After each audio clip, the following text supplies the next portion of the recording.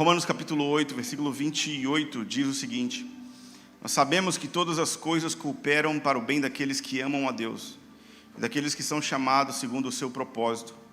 Pois aqueles que Deus de antemão conheceu, Ele também predestinou para serem conformes à imagem do seu Filho, a fim de que Ele seja o primogênito entre muitos irmãos. E aos que predestinou, a estes também chamou, e aos que chamou, a estes também justificou, e aos que justificou, a estes também glorificou. O que chama a minha atenção na carta de Paulo aos Romanos é o fato que o apóstolo ele lança com clareza qual é a finalidade daquilo que Deus está fazendo. Aqui a gente consegue enxergar a jornada da predestinação, do chamado, da santificação ou da justificação e da glorificação, sabe? Deus não te predestinou para você ficar calvinista ou arminiano. Deus te predestinou para ser feito à imagem do Filho de Deus, que é muito maior do que qualquer uma discussão teológica. Mas a predestinação, ela sempre gera no nosso coração um pouco de resistência e dúvida, porque automaticamente quando a gente vê que alguém é escolhido, a gente pensa que quem não é escolhido é rejeitado, mas isso geralmente é fruto de um coração ferido. Mas a gente consegue olhar para as Escrituras com amor e com pureza, simplesmente entendendo que Deus está convidando pessoas para uma jornada que culmina em a terra cheia de pessoas, homens e mulheres que são semelhantes, conforme a imagem de Jesus, o Filho de Deus. E que o plano de Deus é que Jesus deixe de ser o unigênito e se torne o primogênito. O unigênito é o único, o primogênito é o primeiro. E o plano de Deus é que esses muitos que vêm depois de Jesus, sejam todos eles semelhantes a Jesus. E Jesus escolhe, no seu plano perfeito, pessoas que Ele vai chamar para essa jornada de transformação. E quando a gente diz sim para esse convite, Ele nos justifica, ou Ele nos purifica de todo o pecado e nos conduz num processo de desenvolvimento da salvação chamado santificação. E aqueles que são justificados finalmente são glorificados.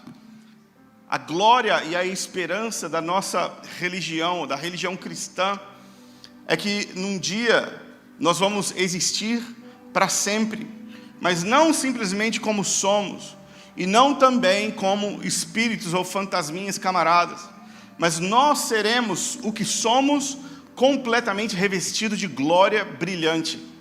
Você tem ideia? Jesus disse que o justo vai resplandecer no reino do meu Pai, como o sol. Daniel capítulo 12 diz que os sábios, eles vão instruir a muitos, e eles vão resplandecer e brilhar eternamente. Esse simples versículo aqui, ele justifica e ele glorifica, aponta para um destino final de chegada, onde nós nos tornamos semelhantes a Jesus, onde glória reveste tudo que somos por dentro, por fora. Nós somos incapazes de pecar e, pelo contrário, nós somos cheios de vida e de santidade e de pureza para sempre, com glória revestindo os nossos corpos. O plano de Deus é exaltar a sua criação, que antes era os seus inimigos. O próprio livro de Romanos diz que a gente era inimigos de Deus, destituídos da glória de Deus. A gente era separado da glória de Deus, a gente era contrário à glória de Deus, e Deus, pela sua graça e misericórdia, tem como finalidade colocar a sua própria glória em nós. É um plot twist incrível. Nós que éramos seus inimigos, nos tornarmos cheios da sua glória. Incrível, não é? Vocês estão por aí? Glória a Deus. Fala para a pessoa do seu lado assim: querido, você nasceu para brilhar.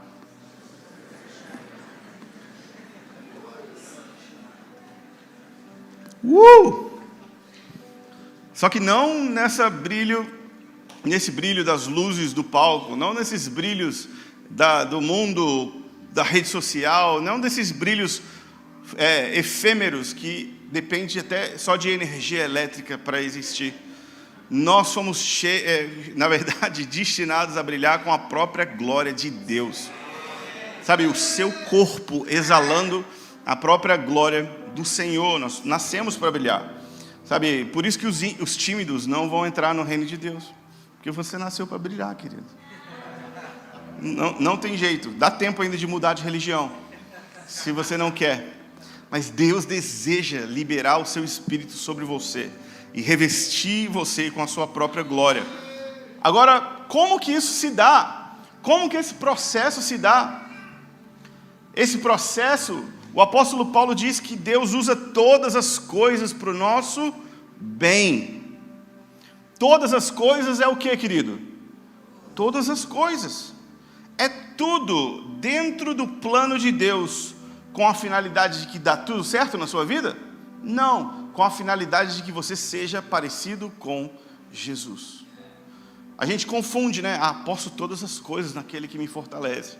Colo o adesivo no carro e fecho os outros na rua. A gente vai, não. Querido, todas as coisas cooperam, todas as coisas boas, porque as coisas ruins, na verdade, me deixam extremamente frustrados com o plano e a liderança de Deus. Opa, peraí, o plano de Deus coopera para que nós possamos ser parecidos com Jesus. Esse é o plano de Deus, nos fazer conforme a imagem do seu Filho. E sabe de uma coisa? Esse processo de transformação à imagem de Jesus se dá especificamente no lugar de oração. É por meio da oração e da adoração que nós somos transformados. Dá uma olhada comigo no Salmo 115. E eu queria te chamar a atenção para esse princípio da palavra de Deus, que é o princípio da adoração, ou princípio da admiração e da confiança. O rei Davi, ele entendeu tantas coisas sobre Deus, o seu reino, sobre a adoração, sobre a glória de Deus, que ele se tornou uma pessoa obcecada com a presença de Deus. Sabe, ele fez de tudo, e a primeira atitude administrativa do seu reino, depois dele ser reconhecido como rei de toda a nação de Israel, foi o quê? Aumentar o exército? Foi garantir a segurança das fronteiras? Foi o quê? Aumentar os impostos para ele ficar mais rico? O que o rei Davi fez como a primeira medida do seu reino? Estabelecer uma barraca, onde a própria arca de Deus estava disponível no meio daquela tenda. E ele estabelece 288 cantores e 4.000 pessoas que trabalhavam na estrutura para que Deus pudesse ser adorado dia e noite. Porque ele sabia que o verdadeiro Deus de Israel não era ele, mas era o próprio Yahvé, o Senhor dos exércitos. Aquele que habita e paira no meio dos querubins desejava um lugar para descansar a sua presença, mas ele precisava encontrar alguém que quisesse preparar esse lugar. E Davi faz isso como a sua primeira atitude administrativa, e ele faz disso a obsessão do seu governo. A gente pode olhar isso como a revelação do Salmo 22, Deus habita e é entronizado no meio dos louvores do seu povo. Se Deus quer morar no meio da adoração, o que a gente vai fazer, querido? A gente vai cantar até que Deus se mude para cá.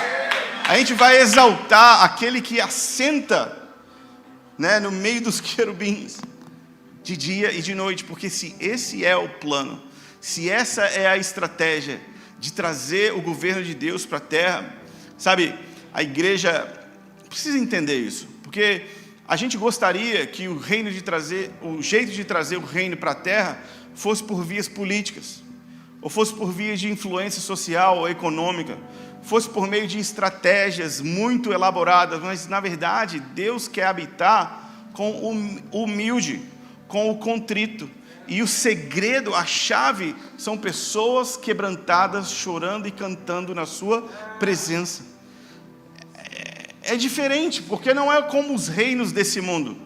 É diferente porque não é como os homens importantes dessa era, que impõem a sua autoridade a preço de grandes esforços. Deus, Ele podia obrigar a gente a fazer qualquer coisa, mas Ele pede que a gente o ame de volta, voluntariamente. E Ele não torce o braço de ninguém para que a gente venha aqui e cante para Ele. Só que se a gente fizer isso, nós vamos amá-lo de todo o coração e Ele vai habitar no nosso meio. É incrível. Imagina, nós éramos inimigos de Deus e Ele quer nos encher com a sua glória. Ok, Deus, como que você vai fazer isso? Você vai me amar como eu amo você. Esse é o meu plano. E se você fizer isso, eu vou habitar no meio de vocês. Mas espera aí, Deus, o que eu tenho que trazer? Nada. Mas o que eu tenho que fazer? Você precisa me amar. Você precisa me amar. Mas como que eu vou te amar? Como que eu provo que eu te amo? Quando eu dou comida para o pobre? Quando eu limpo a mão de alguém? O que eu faço para te provar que eu te amo de verdade? Abre a sua Bíblia e canta ela de volta para mim. De todo o seu coração. Canta para mim. Sabe, porque Deus, Ele é o dono da prata, do ouro e de todas as coisas que existem na terra. Mas a única coisa que o Deus que tem tudo ama quando recebe é o sim voluntário de uma criatura, que organiza os seus pensamentos e articula algumas palavras de amor e canta de volta para Ele. Quando nós fazemos isso, o Deus que tem todas as coisas recebe aquilo que Ele realmente deseja. Então não existe ouro, prata que possa impressionar Deus, não existe nada que a gente possa fazer e trazer que Deus possa ficar assim, que interessante, nunca tinha pensado nisso. Mas quando nós cantamos de volta para Ele, querido, Ele promete habitar no nosso meio. Ele promete liberar a sua presença. Ele promete vencer e esmagar todos os seus inimigos. E o rei Davi entendeu esse princípio. Tanto é que ele falou, de todas as coisas que eu quero, sabe, o cara era o rei. Quando você é rei, você tem uma agenda ocupada, é ou não é? Às vezes a gente é rei só do nosso quarto e a gente não dá conta, né? Mas rei Davi era o rei de toda a nação de Israel. E ele chegou e falou assim, de todas as coisas que eu quero, a que eu mais quero é que eu possa habitar na casa de Deus todos os dias da minha vida. Sabe, eu tenho muitas reuniões interessantes, mas a que eu mais gosto é quando eu sento à sombra das asas daqueles querubins. Eu começo a admirar os pardais que fazem casa aqui nessa barraca. Eu quero morar nesse lugar. Eu quero olhar para Deus e eu quero fazer perguntas no lugar da sua presença. Eu quero isso. Mas Davi, isso é muito pouco. Não, isso é tudo o que eu quero. E Davi, ele foi além, ele fala, eu não darei descanso aos meus olhos, nem vou fechar as minhas pálpebras subindo para minha cama, enquanto eu não preparar um lugar para Deus descansar entre nós. Tudo isso, eu acredito que é resultado da revelação, compreensão da presença como prioridade. E o Salmo 115 traz para nós algo que conecta a estratégia de Davi, que é cantar 24 horas por dia, com o plano de Deus revelado na carta do apóstolo Paulo aos Romanos, de transformar-nos à sua imagem, que é o seguinte, versículo 4, os ídolos das nações, eles são prata e ouro e obra de mãos humanas, eles têm boca e não falam, têm olhos e não veem, têm ouvidos e não ouvem, têm nariz e não cheiram, têm mãos e não apalpam, têm pés e não andam, nem som nenhum lhes sai da garganta. E aqui o versículo 8 é o segredo, tornem-se semelhantes a eles, os que os fazem e todos os que neles confiam. É óbvio que o império das trevas não pode inventar um princípio, eles simplesmente replicam aquilo que já é uma realidade no reino de Deus. E os ídolos que estão os deuses que estão por trás dos ídolos querem formar a sua imagem nos seres humanos, para que assim eles possam ofender Deus, que os criou à sua imagem e semelhança. É terrível a estratégia da idolatria, porque fere a própria imagem de Deus que existe em cada homem e em cada mulher, independente da sua circunstância. Todos nós fomos criados à imagem de Deus. Todos nós. Ninguém não é portador da imagem de Deus, mas a imagem de Deus em nós fica distorcida por causa do nosso afastamento da glória de Deus. E a idolatria nada mais é do que alguém rebelde contra o plano de Deus, transferindo a sua imagem de destruição, de miséria, de pobreza, de pecado, de rebelião, a seres que foram feitos à imagem de Deus. Mas a verdade é que o princípio encontrado no Salmo 115, versículo 8, é que nós nos tornamos parecidos a quem nós adoramos. Nós nos tornamos parecidos a quem nós confiamos. Então, isso quer dizer que se Deus quer nos transformar à imagem de Jesus, Ele vai usar a nossa adoração como ferramenta de transformação no nosso processo. Para pensar, uma pessoa que está há 20 anos na igreja, mesmos pecados, mesmas crises, mesmas dificuldades. É simples, batata, só olhar para a vida de oração dessa pessoa, que obviamente não existe, porque é impossível se tornar, é impossível não ser transformado à imagem de quem nós adoramos. É impossível não se tornar semelhante a quem nós confiamos. Se nós queremos nos tornar semelhantes a Jesus, nós precisamos colocá-lo diante dos nossos olhos, contemplar a beleza que Ele tem e cantar de volta para Ele. A glória que Ele possui nos transforma à sua mesma imagem. Esse é um princípio. Esse é um princípio que nos faz entender por que tantas coisas disputam a nossa adoração e disputam os nossos afetos, é ou não é? A gente ama Deus, mas geralmente domingo de 6 às 9h30, quando vai dando 10 horas, assim, Deus, eu tenho outras coisas também para fazer amanhã, cara, tem trabalho, estou pesado. Ou tenho muitas outras coisas que revelam muito, né, as nossas afeições se revelam muito na nossa conta de cartão de crédito. Né, onde está ali, ó, aquela lista revela muito do nosso coração.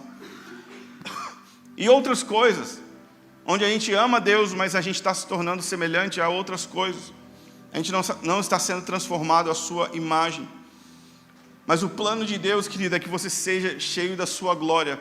E isso se dá quando você se entrega para o processo de contemplá-lo, amá-lo de todo o coração, alma e força, na sua presença. A palavra de Deus nos garante que todo mundo se torna semelhante a quem adora e a quem confia. É ou não é? Lá em Vitória, mês de janeiro, a gente se torna a Praia dos Mineiros. E os mineiros todos se mudam para Vitória, mês de janeiro. E todo mundo tem um parente mineiro que vem para sua casa para passar uns dias na praia.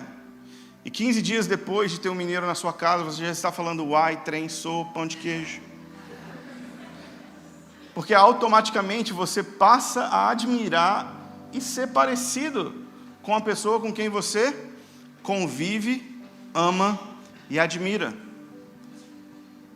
Quantas vezes você para falar com seu filho e o jeito que você fala, a entonação que você fala, as palavras que você usa é exatamente aquilo que a sua mãe falava com você. Toda semelhança não é mera coincidência, é porque nós nos tornamos parecidos a quem nós amamos, adoramos, confiamos. Se isso é realidade na cultura, todo jovem, né, quando vai entrando na adolescência, procura uma tribo para pertencer. E vai se vestir igual, cortar o cabelo igual, botar as roupas, pintar a unha, vai usar o cabelo, sabe? comprar o pacote completo do quê? Eu quero ser assim, quero ser igual tal pessoa, ou isso aqui me inspira, porque nós queremos nos tornar semelhantes, ou nós de fato nos tornamos semelhantes a quem nós adoramos. Se o plano de Deus é te fazer semelhante a Jesus, é importante que você abra espaço na sua vida para que você possa admirar e cantar de volta para Ele. Porque esse é o processo que nós nos tornamos parecidos com Ele. Sem uma vida de oração, sem uma vida de adoração, sem tempo investido na presença de Deus, nós podemos até saber muitas coisas sobre Deus. A gente pode até contar muitas histórias sobre Deus, mas da mesma maneira que ir todo domingo no McDonald's não te faz um hambúrguer, vir para a igreja todo domingo não te faz parecido com Jesus, se você não se entregar para o processo de amá-lo. Como que Deus vai fazer com que uma geração inteira se pareça com o seu filho? Como que Deus vai conseguir capturar a afeição de toda uma geração no planeta? Simples. Deus vai organizar as nossas vidas em torno da sua presença e da sua beleza. E a gente vai entender a importância de cantar para Ele. E cada vez mais, oração e adoração vai sair dos cantos obscuros das igrejas. Sabe aquela salinha? A salinha da intercessão geralmente é tipo uma masmorra. Você vai andando, sobe escada, desce um cantinho e tal. Quando você abre, tem 5 irmãs do coque. E é as mesmas para sempre. Você já fecha a porta assim, porque você sabe que se você trocar o olhar, ela lê sua vida. Tá ligado? O ministério de intercessão, tipo assim, a pior sala no último cantinho. Deus vai trazer o lugar de sermos transformados à sua imagem, de volta para o primeiro lugar na igreja, porque esse é o primeiro e grande mandamento: amar Deus de todo o coração, de toda a alma, de toda a força e de todo entendimento. Quanto que custa se tornar parecido com Jesus?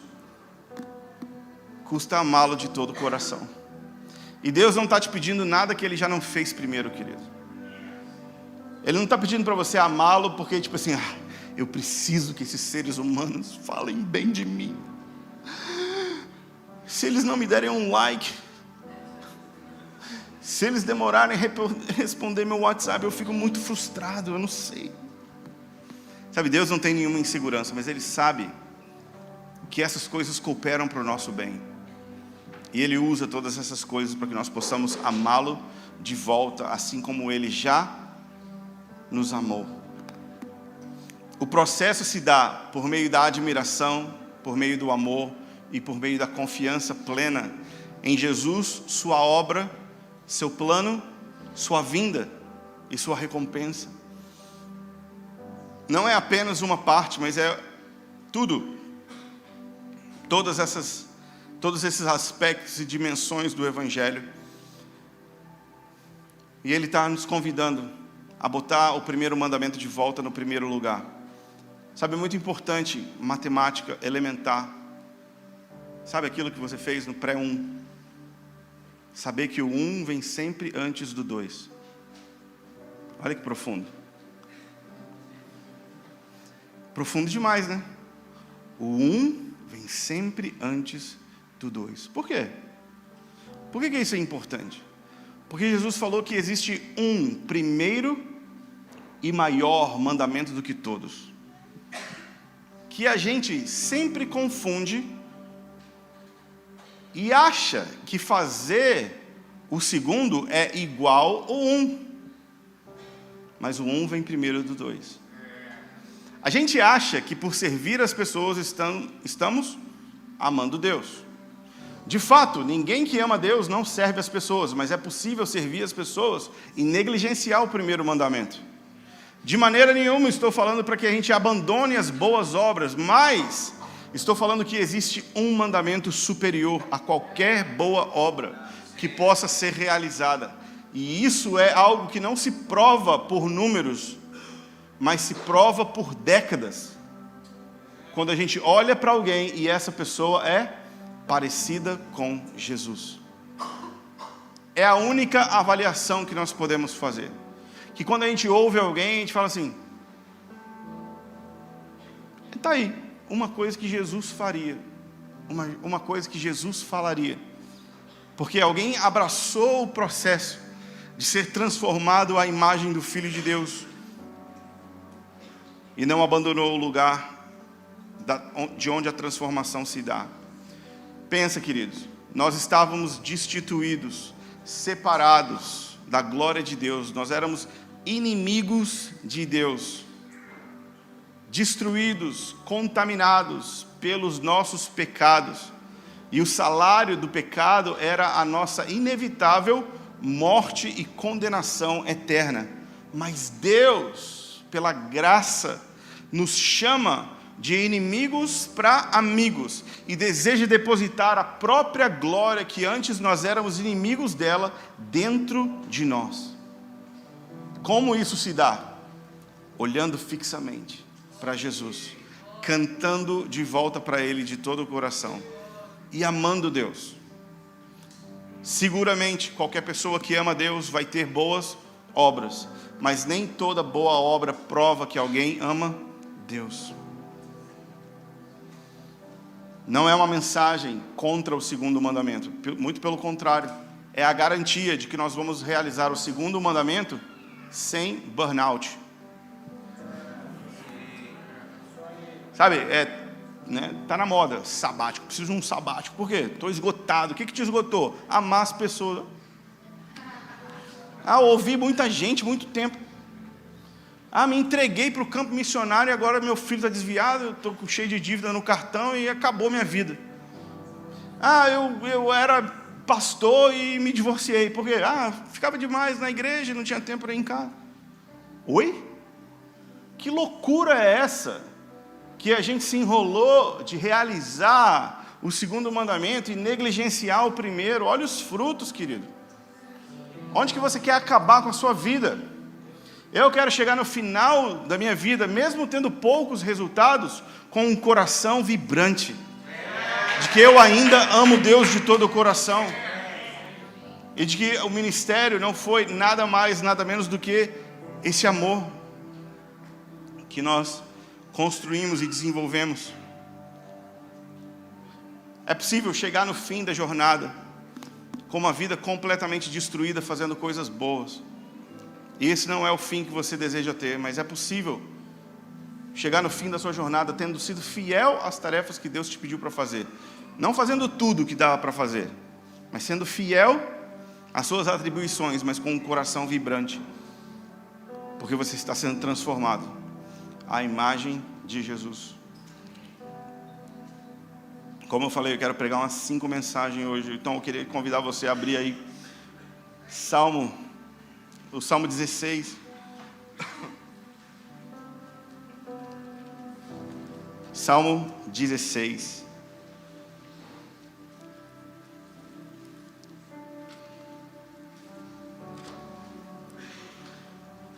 Qual é o plano de Deus, querido? O plano de Deus é de te encher de glória radiante. Amém? Incrível, não é? Pensa, tipo assim, o que você era 20 anos atrás?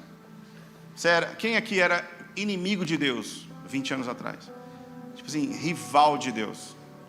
Eu não sei lá, 5 anos atrás, 30 anos atrás, todo mundo aqui era inimigo de Deus, não é? Esse é o ponto. E Deus deseja nos transformar à imagem do seu Filho. E Ele pega tudo isso que passou, tá ligado? A época que você era inimigo de Deus. E Ele pega tudo isso que passou e Ele fala assim: nem lembro mais. Mas Deus, eu era inimigo seu. Vou fazer campanha contra. Deus, engraçado, nem lembro. Por quê? Porque você entrou no processo de se tornar parecido com Jesus. Mas como se não bastasse, de inimigos de Deus, nós estamos sendo transformados à imagem do Filho de Deus, e Deus ainda por cima deseja nos encher de alegria. Olha o que diz o Salmo 16. Versículo 11. Tu me farás ver o caminho da vida, e na tua presença há plenitude de alegria, e a tua mão direita há delícias perpetuamente. O texto, esse Salmo de Davi, está nos dando um bônus, queridos, incrível, que é, além de nos transformar à imagem de Jesus, nesse processo nós vamos desfrutar de plenitude de alegria. Para pensar. Se a gente tivesse, tipo, numa cabine trancada, ninguém fosse julgar a gente, ninguém fosse saber o que a gente ia responder, e o cara falasse assim para você: grita aí, fala aí, o que você acha que, se acontecesse na sua vida, você ia ser realmente feliz? Você ia desfrutar da plenitude da alegria? Eu acho que poucas pessoas iriam dizer: eu quero ter uma vida de oração. A gente ia falar: eu quero que finalmente meus filhos voltem para a igreja. Eu quero que minhas dívidas sejam quitadas. Eu quero, comprar finalmente a minha casa própria. Eu quero poder dar a educação que eu nunca tive para os meus filhos. A gente chora. A gente emociona no Gugu quando a pessoa ganha uma casa. Gugu nem tem, né, gente? Desculpa. É porque é da minha época que eu assistia televisão. Eu não vejo mais essas coisas. Mas sabe, você já morreu por dentro se você não chora quando o Luciano Huck dá uma casa para alguém. Ele ainda dá a casa, não sei lá. Estou falando aqui um monte de coisas que eu não domino. Mas não é? Todo mundo chora. Por quê? Porque aquilo vai o quê? Mudar a vida da pessoa. Dar um carrinho de vender sorvete. E a gente fala assim. E a gente fala assim, um jovem fala: eu quero estar na casa de oração. Eu quero orar. A gente fala assim: vai arrumar um trabalho, querido. Está achando o quê? Está entendendo o paralelo? Se você pudesse pedir qualquer coisa que você acha que iria te encher de alegria, você pode responder aí para você mesmo. Mas a palavra de Deus nos garante que o lugar da plenitude de alegria é na presença de Deus. Já parou para pensar que o que é plenitude da alegria? A plenitude da alegria é todos os seus sentidos serem completamente dominados de prazer. E isso é o que Deus quer liberar sobre você. Mas isso não acontece quando alguma coisa boa acontece nas nossas vidas. Inclusive, é possível experimentar a plenitude da alegria com um monte de coisa ruim acontecendo nas nossas vidas. Porque a presença de Deus, querido, não é a garantia de sucesso, é a garantia de um relacionamento eterno com Jesus sendo desenvolvido. A plenitude e o ápice que nós podemos experimentar enquanto seres humanos é quando o amor de Deus é transferido para nós. E não existe nada que nós possamos experimentar com o nosso tato, paladar, olfato e todos os nossos sentidos, e até mesmo o sexto sentido que algumas pessoas têm aí. Sabe, quando Deus revela Deus para o coração humano, quando Deus mostra aquilo que Ele sente por você, e quando você experimenta uma gota do infinito amor de Deus por você, isso é a plenitude da alegria. E adivinha, isso não se encontra em nenhum outro lugar que não é o lugar de oração, o lugar da presença de Deus. Por que você acha que Deus está falando tanto sobre oração hoje em dia? Por que você acha que Deus está destacando tanto esse assunto, oração, adoração? só vai crescer, só vai aumentar, porque Deus não vai deixar a gente ficar enganado e entorpecido com outras coisas que propõem alegria e felicidade, mas que nos roubam da sua presença. Ele tem alegria plena para despejar, derramar nos nossos corações. E isso se dá no lugar de oração. Ok, você era inimigo de Deus. Deus quer te transformar em um amigo cheio da sua glória. E nesse processo de se transformar parecido com Jesus, Ele quer te fazer experimentar alegria plena. Alegria plena. Eu não sei o que é a alegria plena. Tipo assim, não dá para escrever tipo, um resumo do que é a alegria plena. Mas vale a pena gastar uma vida inteira tentando descobrir o que é. É tipo assim, Deus, o quanto será que cabe do teu amor no coração humano? Será que você deixaria eu experimentar isso? O quanto do seu amor eu posso conter e não explodir? O quanto do seu deleite eu posso experimentar sem ter um ataque do coração? O quanto esse corpo pode experimentar do prazer da tua presença desse lado da eternidade? Você derramaria sobre o meu coração? Você faria isso comigo? Eu me comprometo contigo de na minha vida buscar a tua presença e a tua face, para que eu possa experimentar as delícias da tua presença, as delícias e o prazer da tua mão direita, a plenitude da alegria. Jesus falou com seus discípulos momentos antes de ser traído, em João capítulo 13 até o capítulo 17. É a maior mensagem de Jesus, tudo ali de letrinha vermelha. E em várias vezes Jesus falava no meio da conversa: eu vos tenho dito essas coisas para que a sua alegria seja completa. Jesus está instruindo a sua igreja como obter alegria completa do seu jeito. Porque ele estava falando sobre alegria completa horas antes de ser traído e crucificado.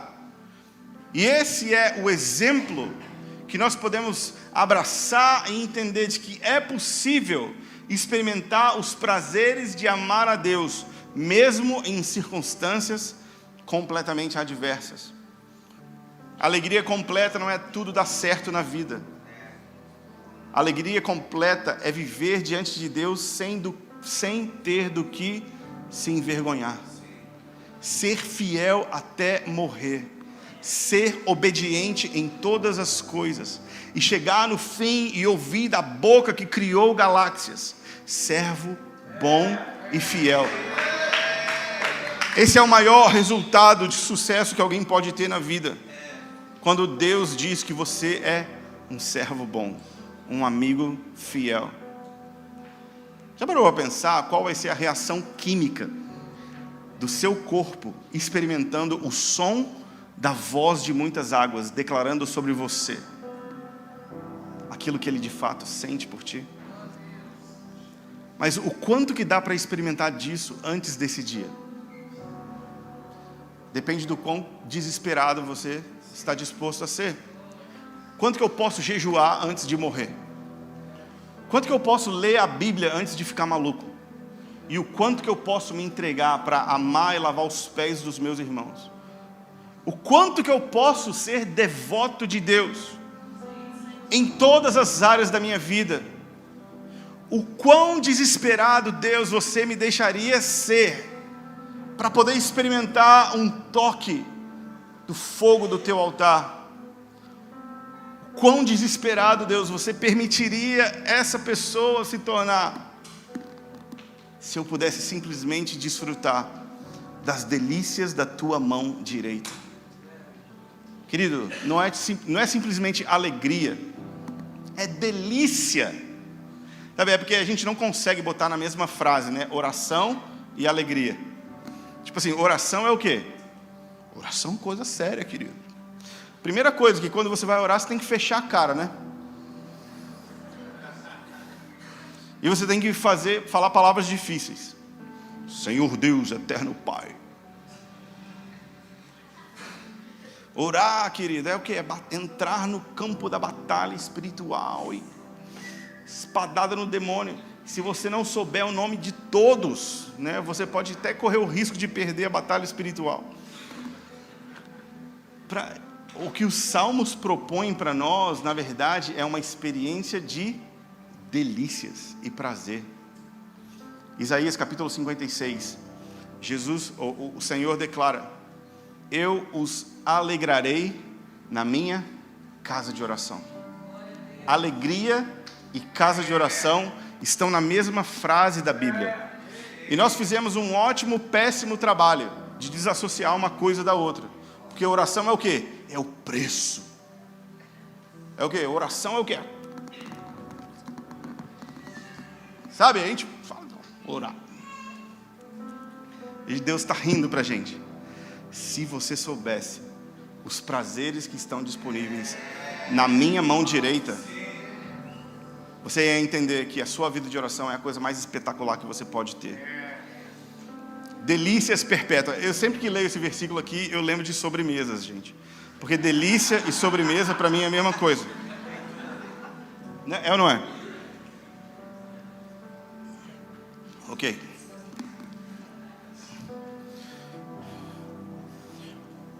Uma vez eu estava na Europa. E aí a gente estava pregando na Holanda, alguma coisa assim.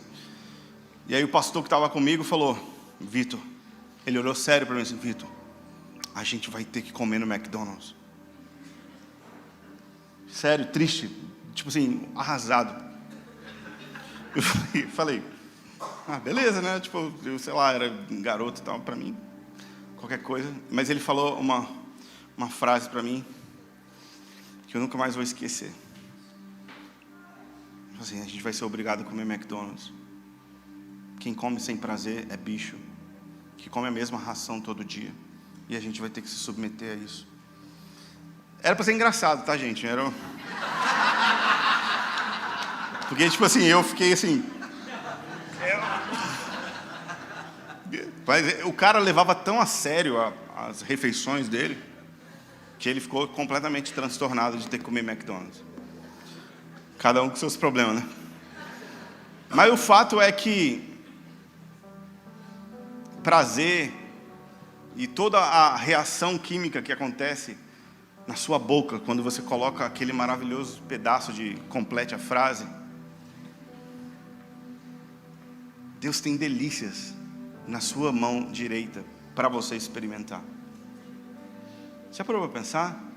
Não é tipo só uma vida de oração, porque crente, né, cara? Crente tem que fazer o quê? Orar, ler a Bíblia, e é isso aí que a gente faz. Mas não. E se nós adicionássemos prazer nessa frase? Crente ora, jejua, lê a Bíblia por causa do quê? Por causa do prazer da presença de Deus. Não por causa da obrigação. Mas eu ainda não sinto, mas... E aí? Quem disse que era para você sentir logo no começo? As coisas que a gente sente rápido são as coisas que passam rápido. E as coisas que a gente experimenta muito rápido, geralmente são as coisas que destroem as nossas vidas.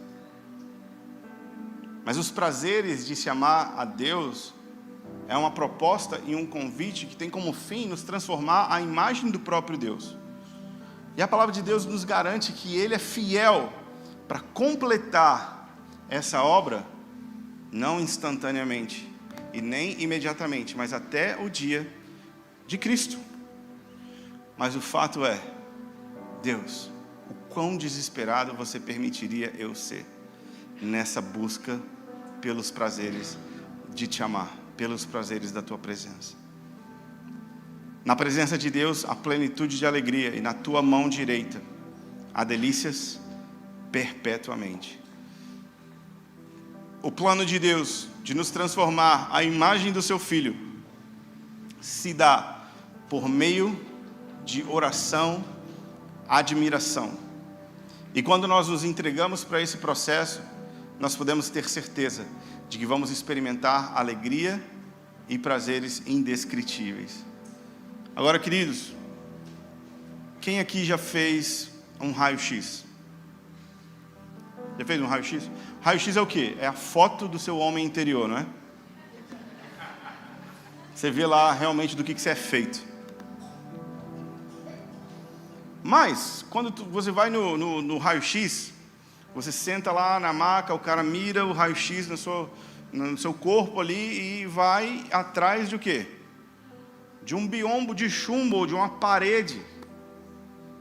E ele só aperta o botão depois que ele fecha a porta. Por quê? Porque existe um negócio chamado radiação.